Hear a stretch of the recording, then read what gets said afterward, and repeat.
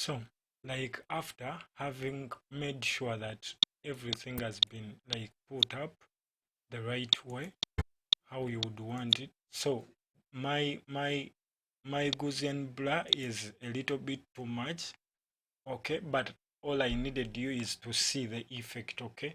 So it is like this photo is, the upper photo is dissolving into that of the background.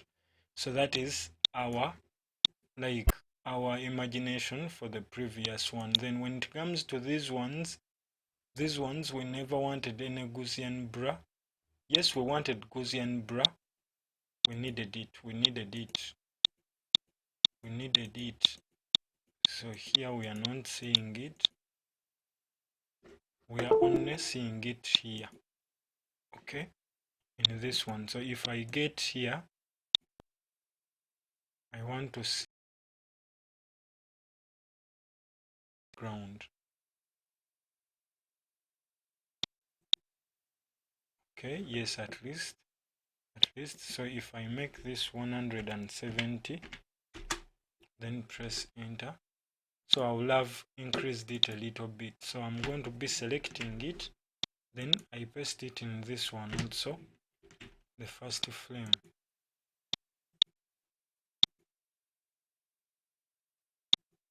So there. Okay, so are you seeing that it creates somehow a difference from what we had first? Okay, now I'm going to drop it on each and every Control Z, Control Z, Control Z. I had placed it on the wrong layers. These are the upper layers. They shouldn't have that Gaussian blur. So it should be on these lower layers. Okay.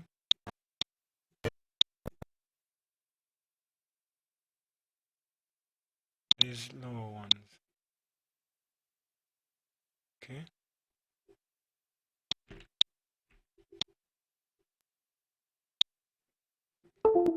So I click Ctrl V to paste on all of them.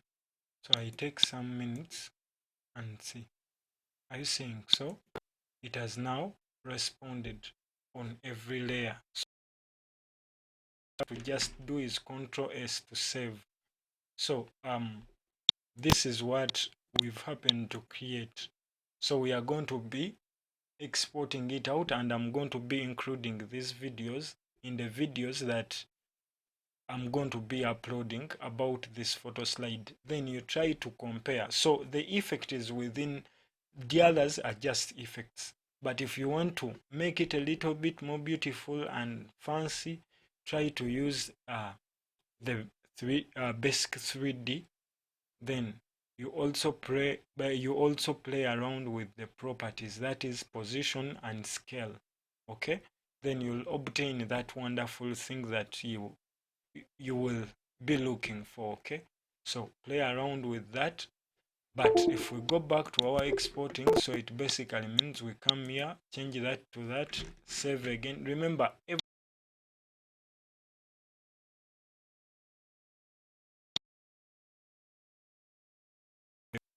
okay, come here, then click export. Then from there you go to media.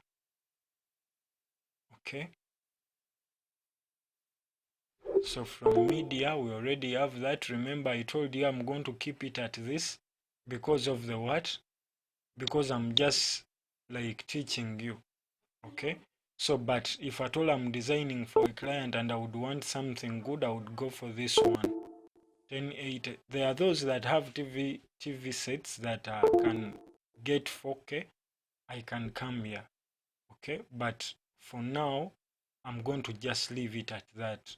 Okay, or you can go there, okay, to have something that is basically good and wonderful, but not of high MBs. So from there I come to this sequence, then I come and rename it as how to create a photo slide in Premiere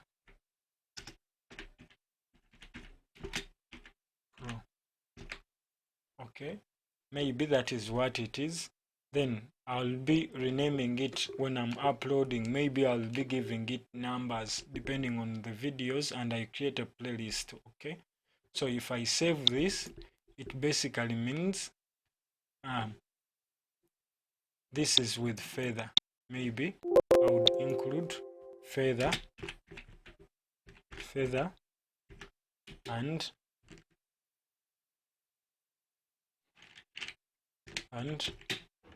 radio what? Radial Shadow.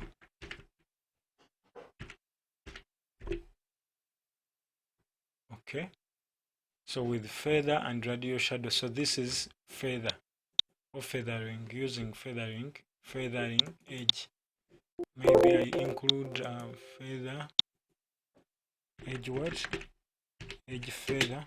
And so if I save this, then now I can press export. Now the moment I press that, it like continues, okay, to export.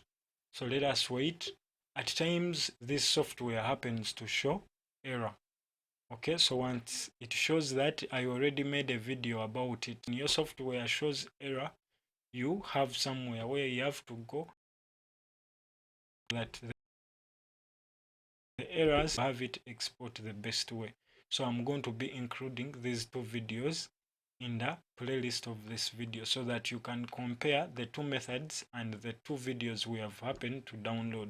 If at all you want to work with me or work along with me, let us continue to the next video, and I happen to show you where I'm going to be uploading these images, and we can download them from there, the images that I've used for free, and we happen to use them, okay, to follow along as I happen to design. Okay, thank you for watching, and please remember to leave a thumbs up, remember to subscribe, and become part of me, become part of this YouTube channel.